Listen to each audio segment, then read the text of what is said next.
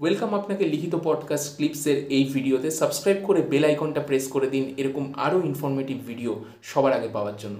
ধন্যবাদ। হচ্ছে যে পড়াশোনার মোড কি ছিল? আই মিন, এখন যেমন অনলাইনের খুব একটা ধাক্কা চলছে। তো সেক্ষেত্রে ইউটিউব বা অ্যাপ, স্টাডি মেটেরিয়াল, তারপর বিভিন্ন ধরনের পিডিএফ। আবার আরেকটা পোর্শন মনে করে যে না, শুধুমাত্র আমি কোর বইগুলো পড়বো সেরকম ভাবে। তো দুটোর মধ্যে আপনি কি ব্যালেন্স করতেন, নাকি একদম রিজিড ছিল যে না, মানে এই মোডটাই বেশি ইউজ করতেন? সেটা যদি একটু বলেন। আমার ক্ষেত্রে বেসিক একটা জিনিস ছিল। আমি সত্যি কথা বলতে গেলে একটা জিনিস আমি করেছিলাম, সেটা হচ্ছে স্ট্যাটিক যে বইগুলো ছিল সেটাকে ফিল্টার আউট করে নিজস্ব একটা নোট তৈরি করেছিলাম, যেটা আমার মনে হচ্ছিল খুব বেসিক জিনিস হয়, পড়া উচিত। কারণ আমার পক্ষে ওই মোটা মোটা বইগুলো পরীক্ষার আগে পড়া সম্ভব নয়। সেই জন্য লক্ষ্মীকান্ত আমি লাস্ট পড়েছিলাম হচ্ছে 17 কি 18-তে। তারপর আমি লক্ষ্মীকান্ত পড়িনি।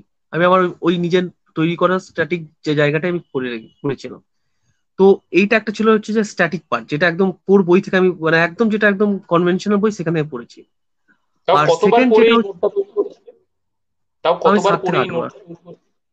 সাত সাত থেকে থেকে আটবার আট মানে ওই আচ্ছা। টাইমটা আমি প্রচুর টাইম দিয়েছি। মানে ওই জায়গাটা আমার টাইমটা ছিল বলে আমি পরের দিকে অপশনাল পর্যন্ত টাইমটা দিতে পেরেছিলাম। মানে আমার এমসিকিউ জায়গাটা তৈরি করতে হয়নি কোনোবারই কোনো সেভাবে। শুধু 19-এ ড্রপটা করেছিল, বাকি টাইমটা কোনো প্রবলেম হয়নি সেরকম। ওকে। হ্যাঁ, তারপর?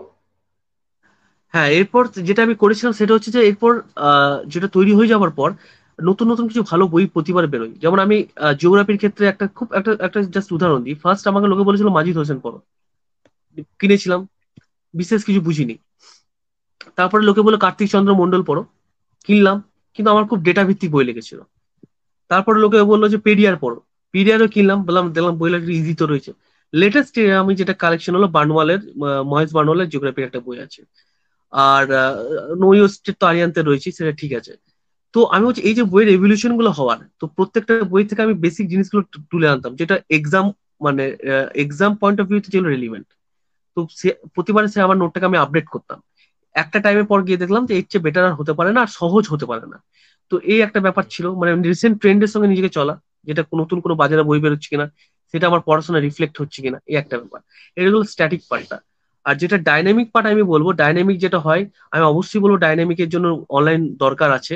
কারণ আমি যদি সেন্সাস না জানি, আমি যদি ইকোনমিক সার্ভে না পড়ি ইকোনমিক্স এর ক্ষেত্রে, আমি যদি ইকোনমিক্স এর ক্ষেত্রে বাজেটটা একবার না দেখে যাই, আমি যদি নতুন স্কিম গুলো না দেখে যাই, আমি যদি কারেন্ট অ্যাফেয়ার্সটা যদি একবার প্রতি না পড়ি, ইভেন কারেন্ট অ্যাফেয়ার্স এর রিসেন্ট টপিক গুলো যদি আমার এর মধ্যে যদি রিফ্লেক্ট না হয়, তাহলে কিন্তু আমার সেই লেভেলে গিয়ে আমি লেখাটা পৌঁছাতে পারবো না। তো স্ট্যাটিক তো অবশ্যই দরকার, অনলাইন তার সঙ্গে অনলাইনে একটা ব্যালেন্সড অ্যাপ্রোচ আমার মানে সবথেকে ভালো। সম্পূর্ণ ভিডিওটি শেষ পর্যন্ত দেখার জন্য ধন্যবাদ। এবং যদি ভিডিওটি ভালো লেগে থাকে তাহলে একটা লাইক করে দিন এবং সাবস্ক্রাইব করে দিন, যাতে এরকম আরও ভিডিও আপনি সবার আগে পেতে পারেন। এবং কমেন্ট করে জানান কেমন লাগলো বা আপনার কি মতামত এই ভিডিওটা সম্পর্কে, এবং বন্ধুবান্ধব সবার সাথে শেয়ার করতেই পারেন। Thank you.